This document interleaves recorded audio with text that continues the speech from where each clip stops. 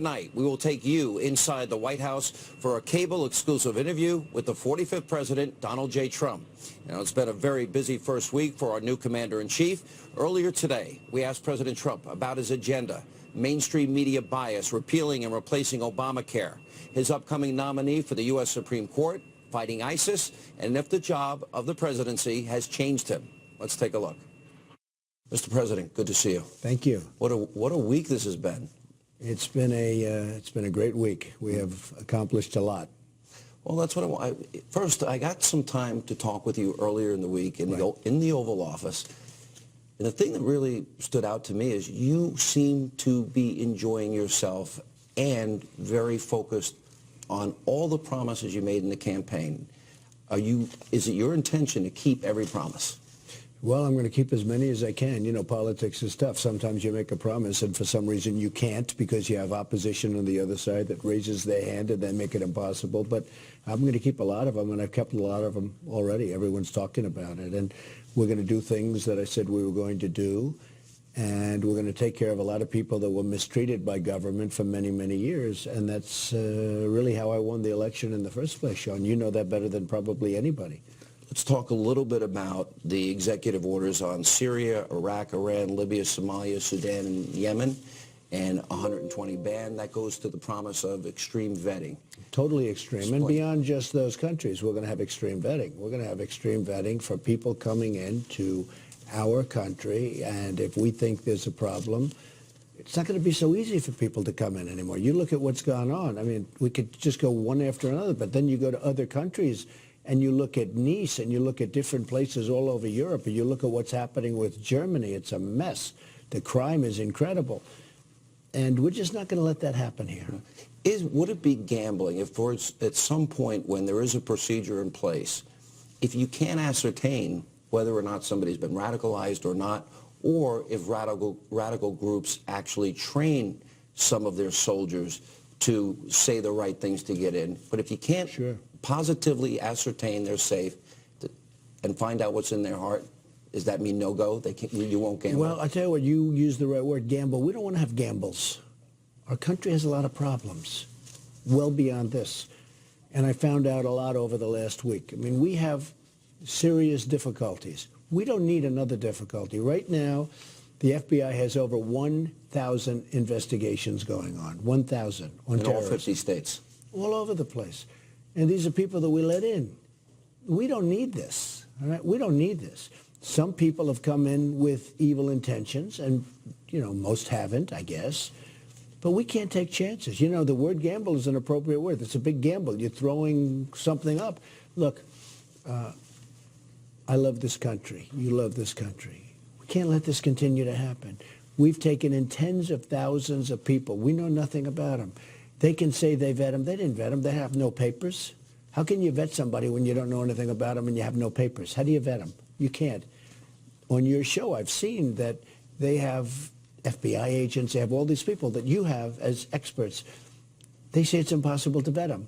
I don't have to see that to know that they're right. So we have people in this country that will cause problems. We're not going to have any more. And we're going to be very tough and very, very vigilant. You do not need Congress now as it relates to building the wall. And you said in an interview last night that you plan to do this expeditiously. Right. That's about 700 miles of fencing, other measures as well. Do you think you'll need more than that? Will you have to go to Congress to get their support for? I don't think we're going to need too much. Look, the wall is necessary. That's not just politics. And yet it is good for the heart of the nation in a certain way because people want protection. And a wall protects. All you have to do is ask Israel.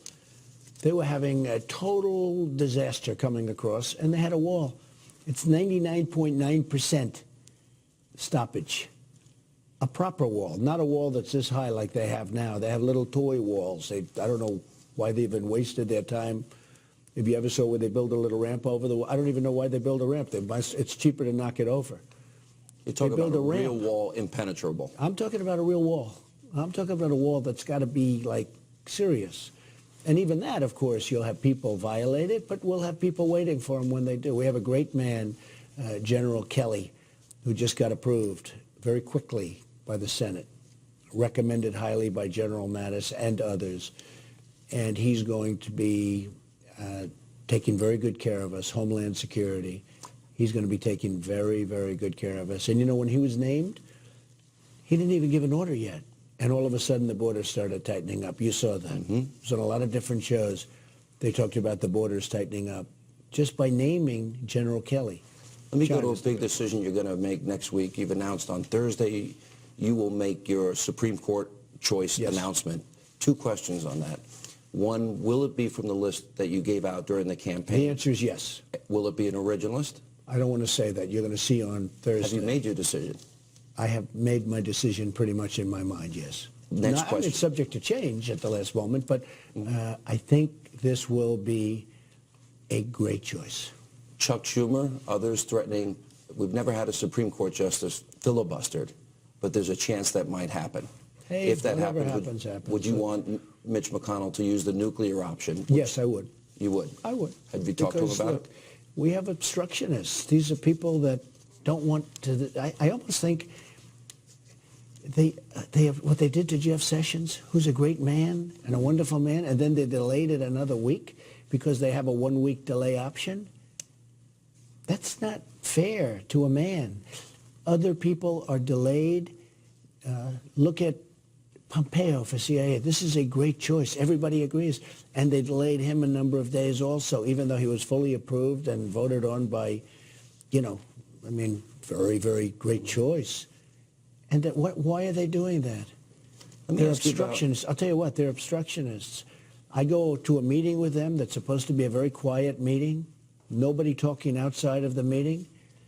They leave the meeting and they have a news conference about what I said. They're talking to the cameras about exactly what I said at the meeting, which is fine because I say things that I don't mind going out because I assume they're going to do that. But the deal was we wouldn't talk to the press.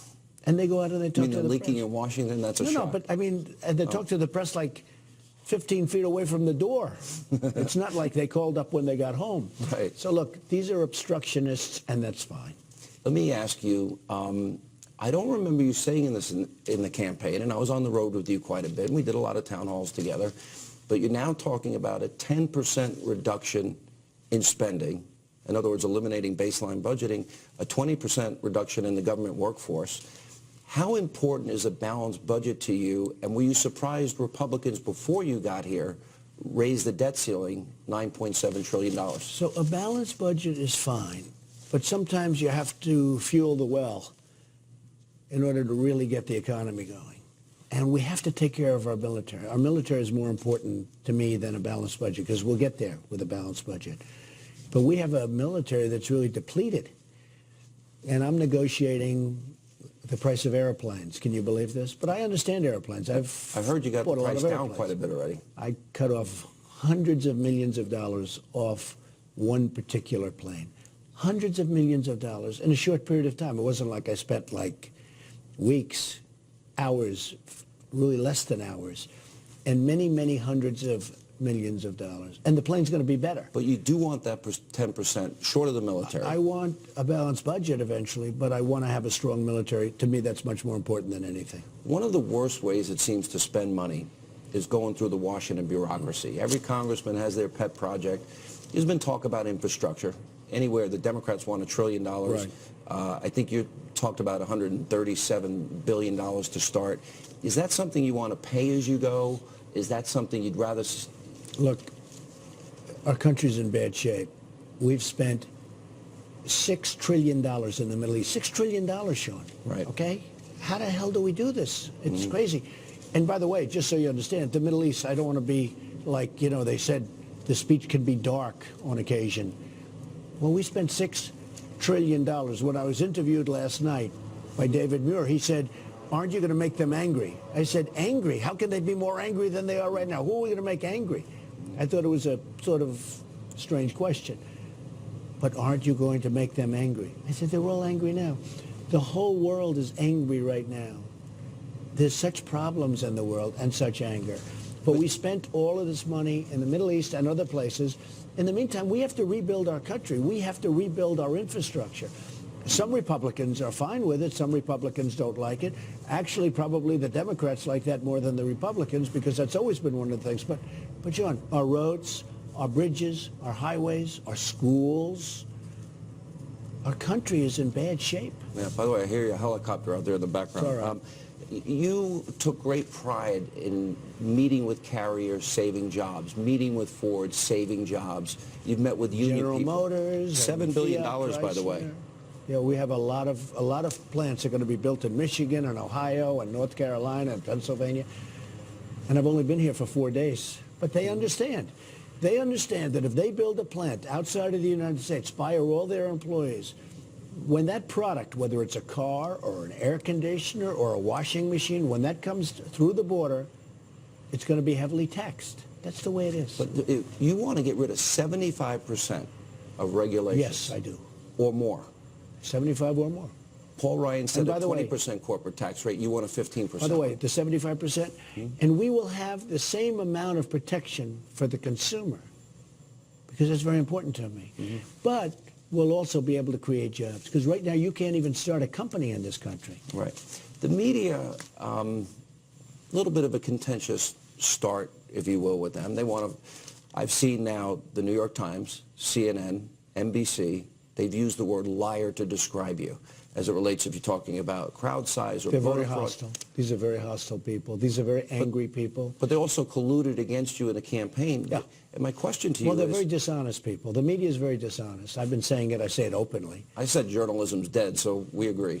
Never dead, but they're very dishonest people in many cases. Hey, look, you have some very honest ones, but I get stories that are so false and so dishonest. Martin Luther King's bust. I wish, well, yeah, they said Martin Luther King's bust was taken out of the Oval Office by me. It's there. So, see, that's a very serious charge, because they're not saying the bust is taken out. What they're saying is that I'm a racist. That's what they're saying. That's a very serious charge. Then it turned out the bust, it wasn't, in fact, I got very angry at my people. I said, who took that bust out? Because I wasn't there. And they said it was never moved. It was in the same exact spot. It was never moved. I said, how could they say it? A reporter said that it was taken out. But that's a very, very serious charge, because that's a racist charge. Then when it was revealed that they were wrong, nobody even talks about it. It was a headline, massive story. Trump takes, I would never do that. First of all, I had great respect for Dr. Martin Luther King. So I would never do that. But when it was revealed that it was wrong, it wasn't even a story. Nobody even knows it. Nobody, I'm saying it now, and there have been little art, like a line, but that's a very... So I'll give you here's my another follow-up example, question. Sean. Let me give you Okay, one other. sure. I went to the CIA, my first stop, because I have great respect for intelligence. I Not saw the man the- who headed the CIA. I watched it. I don't have any respect for him. But Brennan, I didn't think he was good. But I have great respect for the CIA, for the people. I went there. I have even more respect now, because they took me for tours. They showed me. They're amazing. I made a speech. Now I know if it's good or bad. I'm really good at knowing, did I do well or did I do poorly? And hopefully I don't Do you do rate every poorly. I couldn't have speech? done so poorly because I won, right? Yeah. But in your own head, you do too. I know. When you do an You interview, know when you do it say, well. you know, I did great or I didn't do so good. I gave a speech that really was a 10, relatively speaking. I had a standing ovation like you wouldn't believe. Everybody. And it was such a success. Okay, so now I see CNN and other people say, well, who was in the audience from Trump? Trump. I went there with a few people. There's nobody. It was all CIA. They said, but I heard the first row and the first two rows. You saw that press conference. Sean did a great job. But this guy, whoever he was, I don't even know who he was was saying that we stacked the audience. I can't stack the audience at the CIA. I paid great homage to the wall with the stars. I paid great homage. And the audience was standing ovation. They were standing from the beginning. They didn't even sit down. It was one standing ovation, the whole thing. So I get back, and I will say Fox treated it great. They said it was great. When our new person running, Mike Pompeo, who's fantastic, he said to me the other day, that was so great. Everyone loved it. Everybody loved it. When I got back, I saw the speech. They didn't like it. It wasn't respectful. It was a smattering of applause. It wasn't a smattering. There were like 300, 350 people in the room. Over 1,000 wanted to come. And if I took a vote right now, I would have won 350 to nothing, believe me. But even that was demeaned as much as they can demean it. What I'm saying, Sean, is this. the media, much of the media, not all of it, is very, very dishonest. Honestly, it's fake news. It's fake. They make things up. So then here's my question. Between Twitter, Instagram, Facebook, I think you reach 50 million people. Yeah, pretty close. But if we know now through WikiLeaks, some of these networks were colluding with Hillary's campaign to defeat you. I've seen major newspapers, 2 cable networks that use the word liar. And my question to you is, does that make you want to rethink entirely how this administration will deal with the media? Well, they're the liars. Let me give you an example. When Sean got up, he talked about the audience, and he talked about, I had the largest audience. Or I did. I had the largest audience. If you add the television, you add all the sources, the largest audience in the history of inaugurations. I did. They try and demean it so much. And when you look at pictures, I'd love to show you a picture. When I was in that speech, I looked at, it was a sea of people, in the West Wing. And they wanted to demean it. Yeah. I don't even know when that picture was taken, by the way, to be honest with you. But it wasn't taken from where I was shooting. They take a picture from the back, from the Washington Monument, a backward picture. They are so demeaning, and they are so dishonest, and in many cases not smart. Well, but I don't remember them treating Barack Obama this way. They don't. There is a distinct difference. That could never have happened. The things that happened to me were... And he's been very nice to me, I have to say, and he wrote me a beautiful letter. But the Martin Luther King thing is an example. That was a terrible thing. And coming up, more of my cable exclusive interview with President Donald Trump. And welcome back to Hannity as we are outside of the White House. And earlier today, during my cable exclusive interview with President Trump, well, I asked him about his campaign promise to repeal and replace Obamacare. Let's take a look. Obamacare. The Republicans, they're meeting in Philly, and you're going to see them, but they had an artificial deadline. They set the deadline for tomorrow. Right. They don't think they're going to make that. You want, at the same time, repeal and replace. I know there are 9 separate plans out there. What is crucial for you to have in that plan to help? Let me tell you what's crucial for me. What's crucial for me is for the public to understand that Obamacare is a disaster, okay? Because now the Democrats are saying, oh, it's wonderful. It's a horror show. You don't have your doctor. You don't have your plan. You have 116% increases like in Arizona. It's a disaster. It's going to be worse this year than it was last year. It actually explodes in 17. And I told the Republicans, I said, look, if you really want to do something, just let it explode. And then they'll come begging us to fix it, okay? Begging. But that's not the right thing for the public because we have to get it fixed. But Obamacare doesn't work. It doesn't work. And President Obama told me something that was, I thought, terrific. And I believe he means it. He said, if you came up with a better plan and you could get a better plan approved, he would support it. And I actually believe he means that. I do believe we're going to have a much better plan. I think we're going to have a cheaper plan. I think it's going to be a lot less expensive. Obamacare is the Unaffordable Care Act. The governor of Minnesota, who hopefully he's better now because he took a pretty bad tumble. But he said a month ago that actually during the campaign and after the campaign, he said the Unaffordable Care Act, or he called it the Affordable Care Act, is now unaffordable. Bill Clinton called it crazy. It went up $5,400 when it was supposed to be down $2,500 a year. Let me move on. It is, by the way, it is unaffordable. Well, and it doesn't work. You know, you can't even buy a catastrophic plan. Correct. And the deductibles are so high that unless you get hit by a tractor, you're never going to be able to use it. Let me ask you, energy, and you know this from your years in building, it's the lifeblood of our economy. Right. We are dependent on foreign nations, many of whom do not like us. We have more shale. We have new technology. We have hydrofracking, natural gas. We're the Middle East of natural gas. How important a goal is it that you want this country to move towards energy independence? Very important. It's very important. Can you do it in 4 years? Oh, I think you can do it in a lot less than that. No, it's very important. No, they stop you environmentally. They use the environment to stop a lot of good things, not only energy, buildings and factories, plants. They use it to stop things. It's like a roadblock, but that's not going to happen anymore. And by the way, I'm an environmentalist, okay? I believe strongly in the environment, and I'm going to protect the environment. But you don't have to have a man who wants to build a factory or a person or a company wait 10 years going through approvals, at the end of the 10-year get rejected, okay? You mentioned the forgotten man a lot, both during the campaign And woman. and in your inaugural speech, and you mentioned it last night. I gave you statistics, the very first interview I did with you.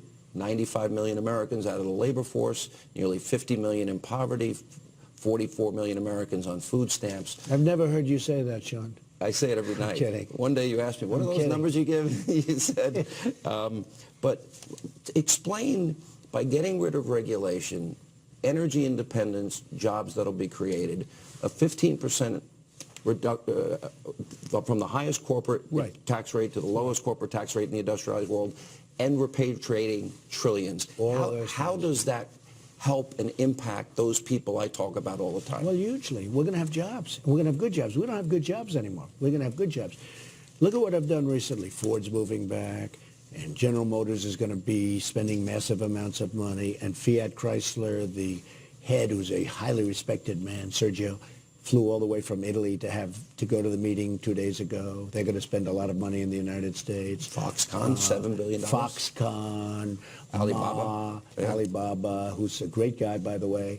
All of these companies, they're all excited. They had no intention. You know, here's another thing with the media. Oh, they would have done it anyway. They weren't going to do it. You see Jack Ma, he had no intention of doing it until I got elected.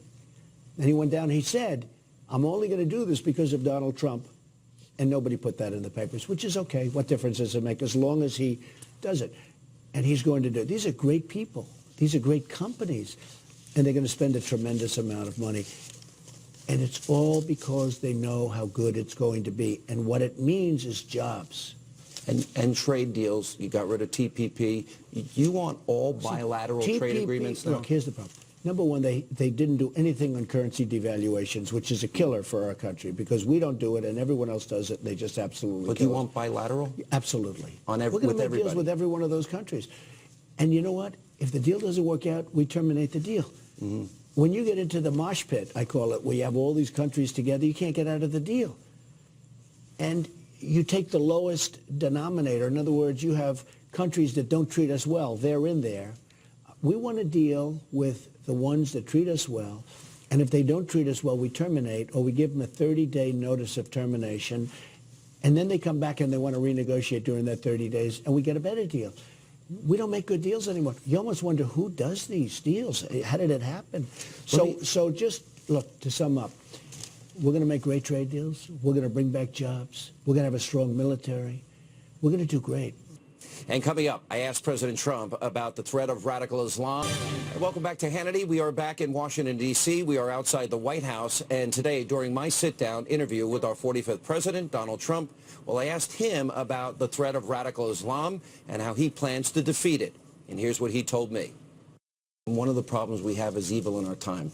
True. Winston Churchill dealt with evil in his time. Yeah, that's true. Roosevelt dealt with evil in his time. My father fought in World War II.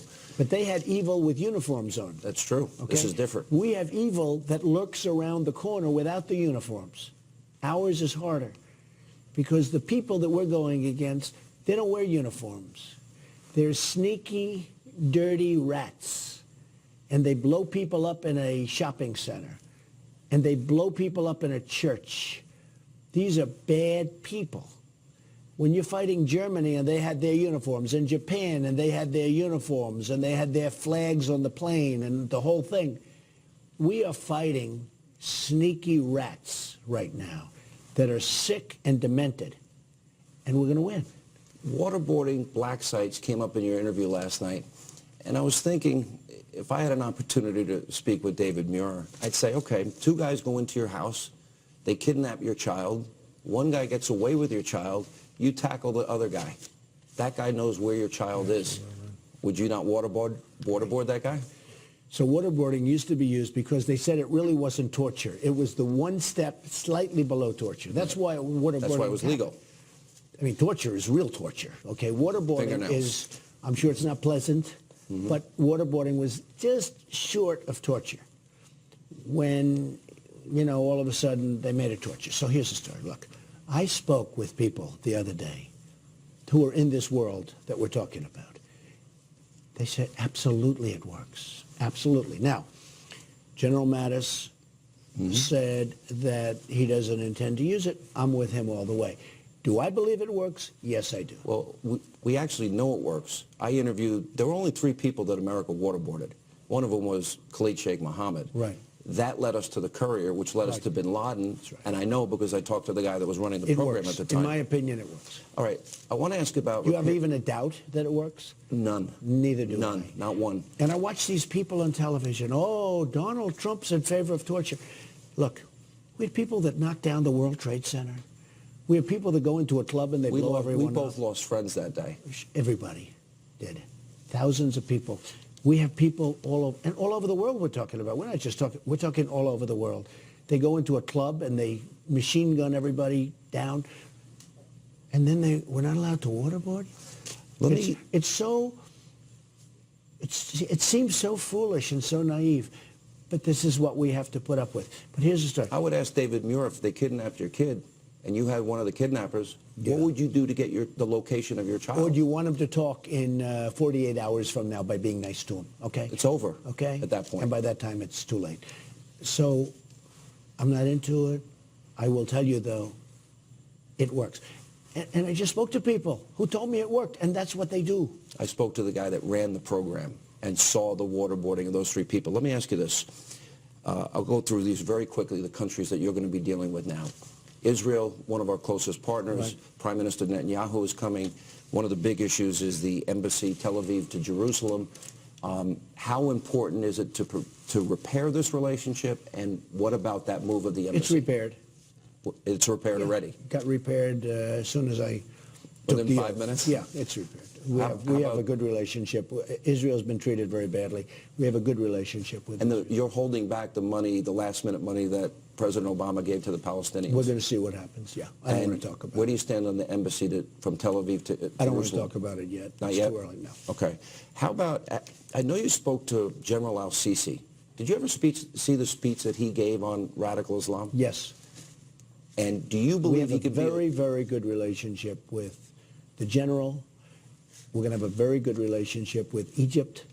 He went into a tough situation, and all I can say is I like him.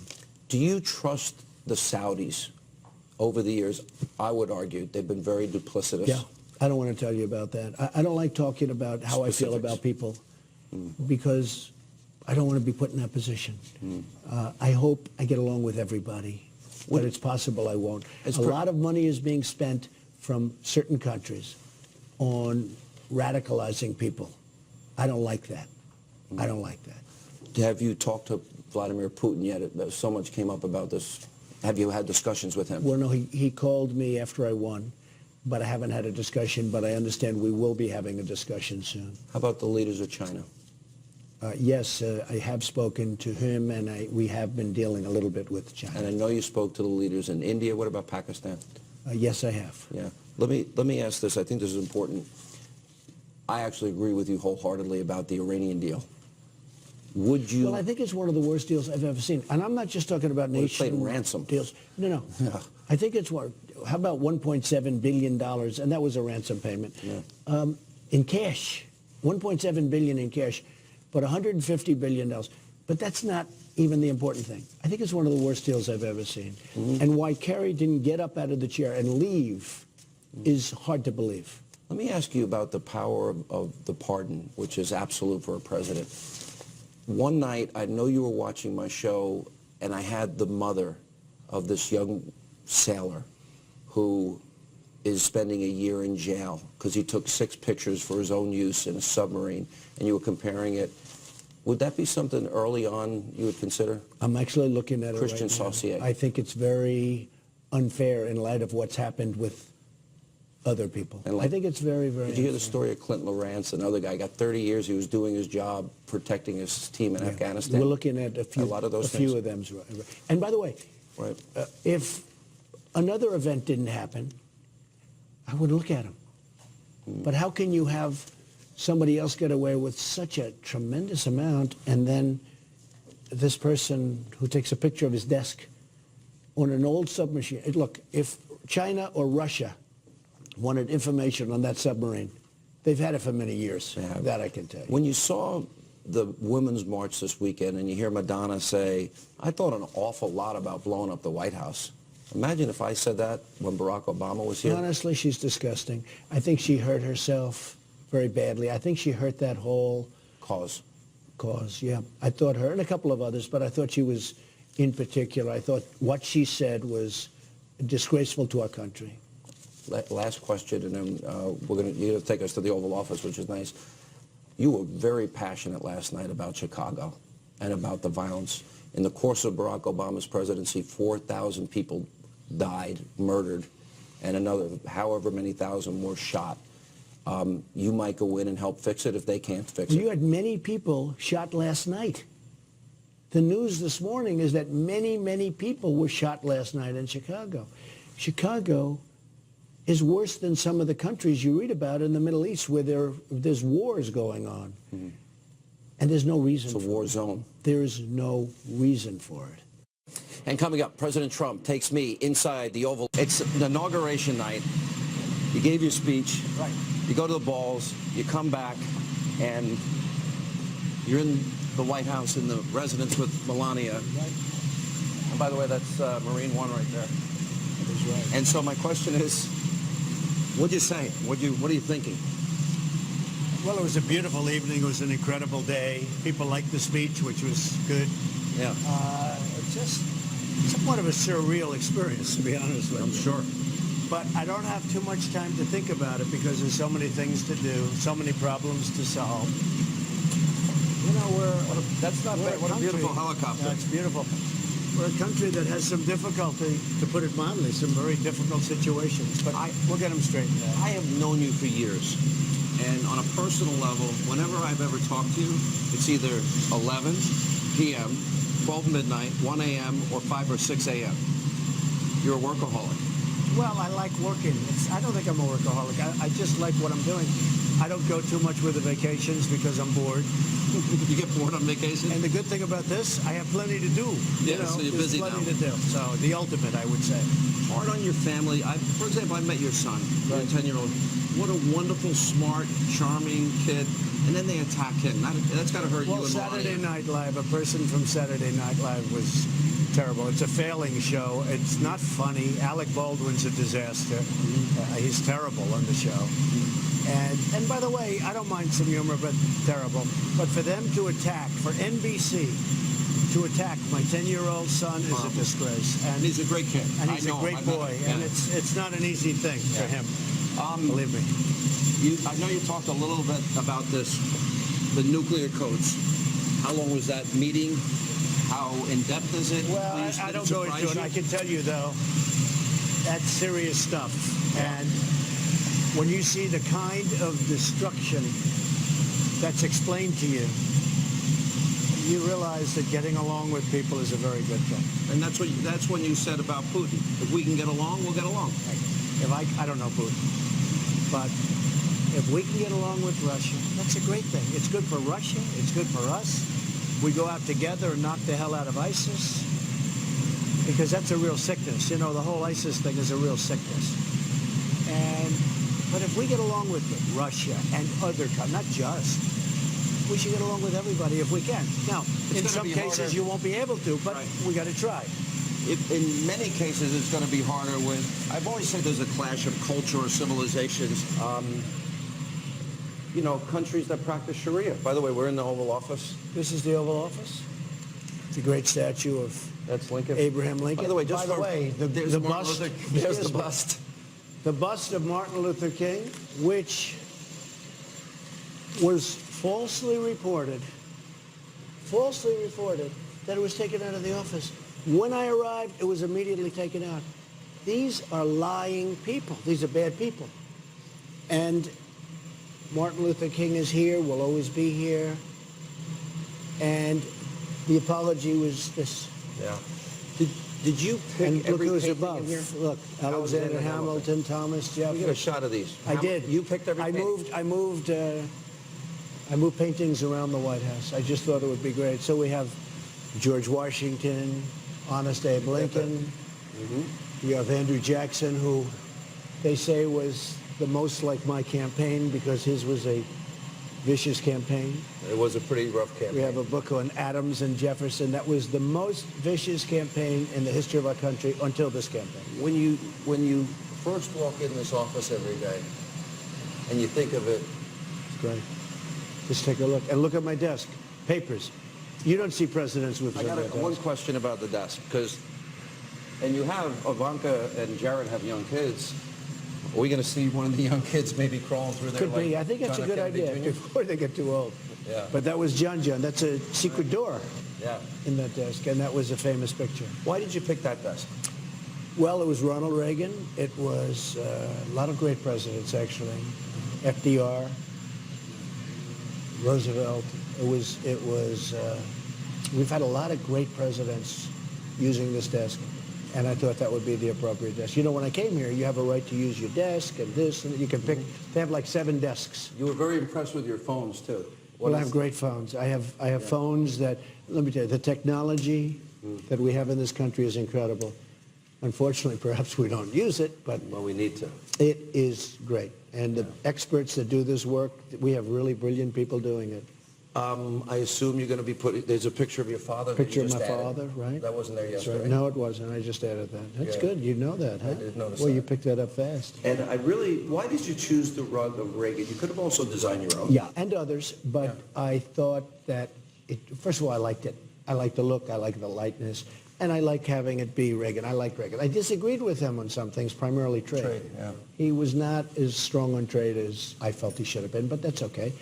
But he represented us very well. In your lifetime, who was the president that maybe you admired the most? Well, I liked Reagan. I didn't like him on trade, but other than trade, I liked him very much. Yeah. And he was okay on trade, but not great. I was surprised, my last question for you, I was surprised last night. I was watching your interview and you were holding up the letter that Barack Obama had left you. Right. Seemed like Beautiful a lengthy letter. He was. And you seem to have a personal rapport with him, and you were right. This was a really, really incredibly vicious campaign. What amazed me is that I was vicious to him in statements. He was vicious to me in statements. And here we are getting along. We're riding up Pennsylvania Avenue talking. We don't even mention it. I guess that's the world of politics. But I was tough on him. He was tough on me. And I like him. He likes me. I think he likes me. I mean, you're going to have to ask him, but I think he likes me. He doesn't talk to me. Not too much. No, he doesn't talk to I me at can't all. figure out why. Yeah. But, look, you know, he wrote me a very nice letter, beautiful letter. Yeah. Helpful to you? It's something to think about. Yeah. I agree with the letter he wrote. My I mean, I very, agree. very last question. Yes. Has this whole experience changed you in any way that you can think of? I don't think I've had the time to be changed because I'm cutting the prices of airplanes. I'm cutting the prices of Army tanks. You're working. I'm cutting the prices of submarines. You know, we're lacking submarines, and we're going to build new submarines, but the price is too high. So I'm cutting the prices way down. Doing a lot of work. In addition to getting Ford, General Motors, and some others to let's start building cars here, right?